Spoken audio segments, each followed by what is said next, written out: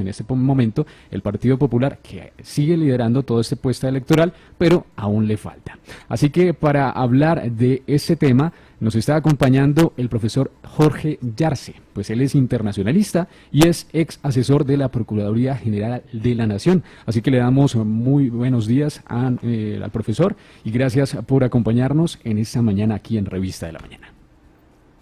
Hola, muy buenos días a todos los oyentes. Es un gusto para mí acompañarlos el día de hoy. Profesor, tuvimos una jornada bastante emocionante este fin de semana en España. Allí pues aparecen los dos grandes rivales. Está por un lado el partido centro de derecha, Partido Popular, y por el otro tenemos el centro izquierda, que es el partido, el PSOE, que es el partido del presidente Pedro Sánchez. Pero en ese panorama, en ese orden de ideas, ¿qué es lo que sucedió?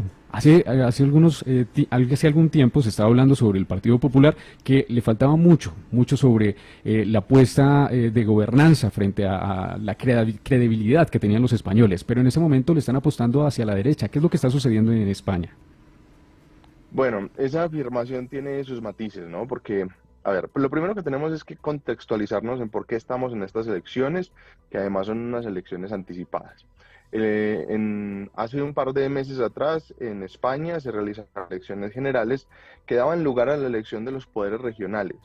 Haciendo un símil con lo que es Colombia, estarían en las elecciones de gobernadores de sus distintas conformaciones territoriales, lo que sería el equivalente a nuestros departamentos y a nuestros distritos. Allá pues estados y unidades autonómicas o sociedades autónomas. En ese momento se vio una reacción por parte de la sociedad española que llamó mucho la atención, que fue un triunfo mayoritario del partido del PP, del Partido Popular, en estas regionales. Eso, digamos que en un contexto político español, dio la lectura de que el gobierno del PSOE, en cabeza de Sánchez, había perdido credibilidad, había perdido la autoridad de representar al pueblo español. Y el presidente, en uso de una facultad que le brinda la Constitución española, convoca a unas elecciones parlamentarias.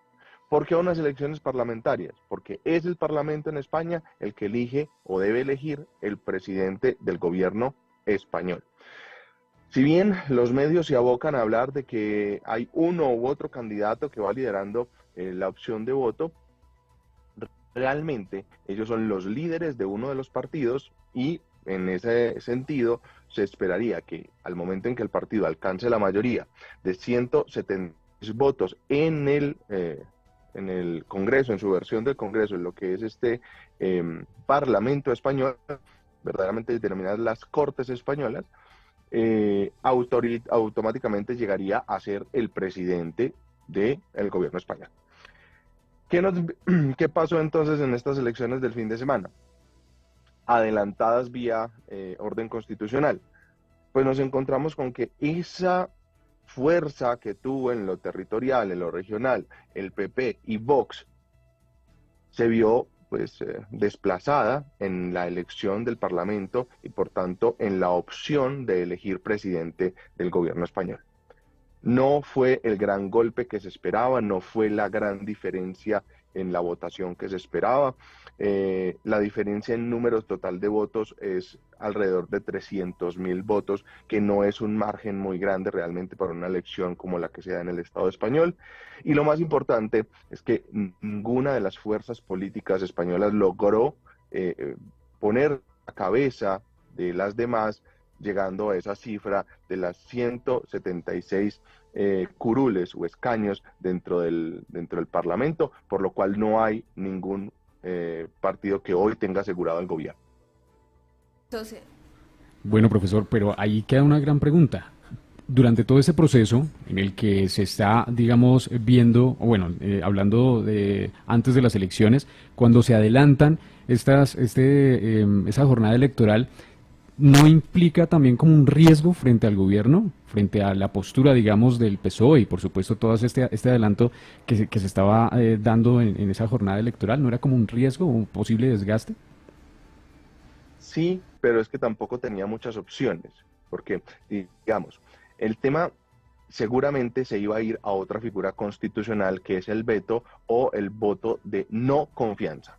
Entonces, si el presidente Sánchez no hubiese llamado a las elecciones anticipadas, el Parlamento, abocado por la fuerza de las elecciones territoriales y de las representatividades autonómicas, iban a tener que llegar al punto de convocar a estas elecciones. O sea, no es un elemento altruista por parte del presidente. Es un fenómeno jurídico casi que automático y obligatorio dentro del sistema, porque el partido gobernante pierde la fuerza dentro de las bases populares, por decirlo de alguna manera, en el plano territorial. Ahora, lo simpático es que ese fenómeno territorial no se haya visto calcado o representado como una fotografía en las elecciones para las Cortes Españolas, para el Parlamento Español, ¿sí? La cosa no varió tanto y de hecho una de las fuerzas que se esperaba pues tomara más fuerza, que es el partido Vox, un partido más de una extrema derecha, perdió representatividad en el Parlamento. Entonces, ahí hay un fenómeno un poquito contradictorio que habla de esa relación que tenemos con los gobiernos locales, que los sentimos más cercanos, que sentimos más vinculados con nuestro día a día, y que dio un efecto en las elecciones generales, y la idea que tenemos sobre los gobiernos nacionales, a los cuales vemos más distantes y nos vemos abocados por otras razones a votar por ellos. Entonces, ahí hay otro fenómeno para estudiar. Vox, una fuerza que estaba en pleno crecimiento en las elecciones territoriales y que estaba llamada a ganar fuerza y representatividad, perdió terreno, perdió curules dentro del espacio de las Cortes Españolas, del Parlamento Español. Sí, profesor, buenos días. También un poco bajo este panorama que usted menciona en el que, por ejemplo, el partido Vox pues tiene 33 escaños en estas elecciones y la diferencia que se ve entre el PSOE y el PP pues es bastante significativa. Sin embargo, pues bajo todos estos, bajo esta necesidad de cumplir estas mayorías, de alcanzar estas mayorías, pues cómo se ve ese cálculo. ¿Va a ser un trabajo difícil, complejo para que se logren llegar a estas mayorías y puedan de alguna forma iniciar esta gobernanza? Bueno, vamos a hacer matemáticas básicas entonces. En este momento, para que haya un gobierno español, se necesita una coalición obligatoriamente que permita la suma de 176 votos en el Parlamento. ¿Para qué se necesitan esos 176 votos? Para obtener la mayoría simple, mitad más uno, dentro de los votantes del Parlamento. Recuerden que allá se vota por bancada y lo que se esperaría es que la suma de esas bancadas pues ponga un presidente de gobierno español. 176 votos van a elegir a ese presidente. En este momento, PSOE, y digamos que su aliado natural Sumar, estarían alrededor de los 153 escaños. 153 escaños para un total de 176. Mientras que Vox con el PP están a 169 escaños. ¿Sí? La diferencia para PSOE y para PP es abrumadora y sobre todo en teoría el PP la tendría más fácil porque está mucho más cerca de alcanzar la meta de las 176 curules. ¿Cuál es el problema? Para alcanzar esas curules faltantes, digamos en este caso el PP necesita como mínimo, dos aliados más dentro de las fuerzas vivas que quedaron con minorías, ya que ninguna tiene el número suficiente para alcanzar las curules faltantes. ¿Listo? En ese ejercicio entra un efecto de política adicional. Cuando usted está formando una coalición, usted tiene que negociar. Yo te doy, usted me da, usted participa del gobierno de una u otra manera, va a participar, a tener un cargo político, etcétera, etcétera, etcétera. Y en esas negociaciones es donde empiezan a generarse los problemas, porque los miembros de la coalición no necesariamente se entienden entre sí. No necesariamente ellos hacen parte de las mismas líneas ideológicas y políticas. ¿Sí? Ahí es donde la van a tener muy difícil. Ahora, si es difícil para el PP, es mucho más difícil para el PSOE. Porque a ellos no solamente les faltarían dos, sino como mínimo tres fuerzas de las, digamos, mayoritarias dentro de las que quedaron en la minoría, que se logren alinear en ese ejercicio. Pero hay que tener en cuenta que en este momento hay una declaración de Junts de Cataluña y una ala poco más de radical de Sumar, que han dicho no estar interesados en conformar gobierno con el PSOE. Eso significa que el actual partido de gobierno la tiene aún más difícil para consolidar esas alianzas, porque pues tiene que llegar a acuerdos, negociaciones de mucho más amplio espectro y necesita mucha más gente para poder lograr esas mayorías. ¿Qué es lo que probablemente se va a dar? Un fenómeno que se ha denominado bloqueo. Un fenómeno que ya vimos en las elecciones del 2019, cuando precisamente se eligió el Parlamento español, no se conformaron naturalmente las mayorías y los partidos en minoría optaron por no aliarse, por no alinearse en ninguno de los extremos que tenían mayorías numéricas dentro del Parlamento.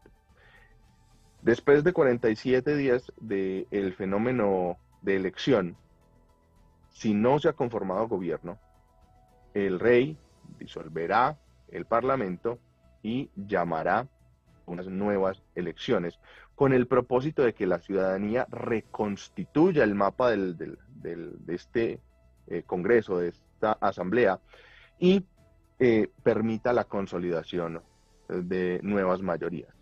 Muy difícilmente se van a configurar nuevas mayorías, pero en ese segundo round electoral, los partidos que han perdido escaños, particularmente Vox, seguramente se van a ver abocados, Vox y Sumar, se van a ver abocados a lograr recomponer, reconstituir su presencia territorial para recuperar esos escaños.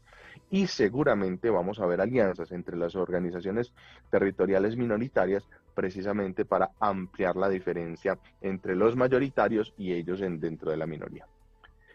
Sánchez el día de ayer tuvo una declaración que a mí me parece llamativa, pero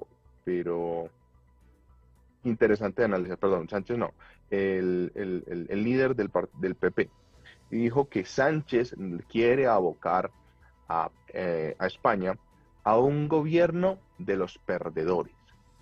¿Sí? ¿A qué se refería? A un gobierno conformado por un bloque fuerte pero minoritario en número respecto del PP, del PSOE, y todas las agrupaciones que han quedado con escaños minoritarios, 7, 6, 5 y hasta un escaño en el Parlamento español. Entonces ahí ya eso deja entrever que vamos a ver un proceso de bloqueo parlamentario para abocar a unas nuevas elecciones que seguramente se realizarían a finales de este año, en diciembre, buscando configurar un nuevo parlamento. Profesor, en ese orden de ideas, dado que todo ahora depende de las coaliciones y de toda esa negociación que tenga que ver con los partidos, el Partido Popular tendría que también remar bastante fuerte. Por ejemplo, si ya tiene, digamos, asegurados esos escaños con Vox, también tendría que estar peleándose sobre los derechos humanos. Recordemos que Vox ha tenido digamos, unas directrices bastante profundas y lineales frente a, digamos, el tratamiento de la participación de las mujeres, también el tratamiento de los derechos LGTBIQ+. Entonces, allí también habría una apuesta importante, de acuerdo a lo que tendrían que exponerse a estas coaliciones. Miren, en Colombia no nos debería parecer raro el tema de las coaliciones conformadas por factores diametralmente opuestos dentro de la política. A la final lo que va a pasar es que el que lleva la batuta es el que lleva la mayoría, y es el PP el que lleva la mayoría. Ahora, que él invite a participar del gobierno a Vox es simplemente entregarle un cheque en blanco, endosable, de participación en la burocracia y en el ejercicio de ese poder. Que sus políticas hagan parte o no del gobierno es otro problema. Generalmente se hacen acuerdos, se ponen lo que se denominan líneas rojas, hasta dónde vamos a poder motivar cierto tipo de temas en el Parlamento para que pues sigamos siendo aliados. Pero al final de cuentas quien va a llevar la batuta va a ser el PP. Digamos que en este momento ya el tema de los sesgos ideológicos, ellos ya lo pagaron con las 19 curules que perdieron. ¿Sí? Esa es la sanción social y moral que se les ha dado en las elecciones. Ahora el PP simplemente los ve como un banco de votos para la elección del gobierno del Estado español, ¿sí? Más allá de lo que lograron. Lo logrado está. Esas 33 curules ya están aseguradas, ya hacen parte del Parlamento, ahí están. Ahora, si no cuenta con ellos, PP no va a tener gobierno. Punto. Porque no hay forma de que PP sin Vox tenga números para lograr una presidencia. No hay forma. Vox no se va a sumar a PSOE. ¿Sí? O sea, cosas muy raras pasan en la política, es verdad, pero pues esto sería verdaderamente muy extraño. O sea, sería un fenómeno pues, como el Partido Conservador en Colombia gobernando con Gustavo Petro, ¿sí? Una cosa que se sale completamente de los esquemas, que sucedió, lo sé, pero es un fenómeno muy extraño. Entonces, ahí el tema de esas coaliciones es, si no es con Vox, no es. Y entonces empezaríamos a ver que PP sin Vox y PSOE sin sumar, que es la declaración que tenemos de hace 2 días, pues no hay con quién conformar gobierno. Nos iríamos a un bloqueo y a unas nuevas elecciones casi de manera obligatoria.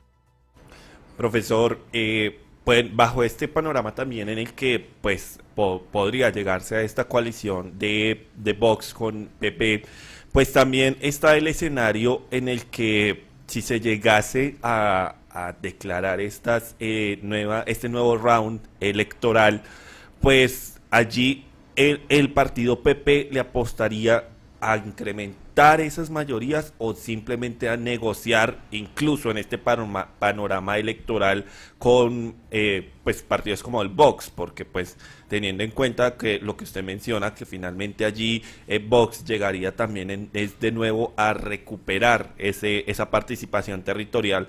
¿Cuál es el escenario más beneficioso para el PP dentro de este panorama? Pues recuperar o negociar con Vox o seguir intentando en cumplir esas mayorías con su capital político. Bueno, en un proceso electoral yo creo que todos se van a ver abocados precisamente al ejercicio de ampliar y crecer electoralmente y en sus mayorías. Eso es un elemento clave. El PP tendría un nicho natural en el cual crecer y es las curules que perdió Vox.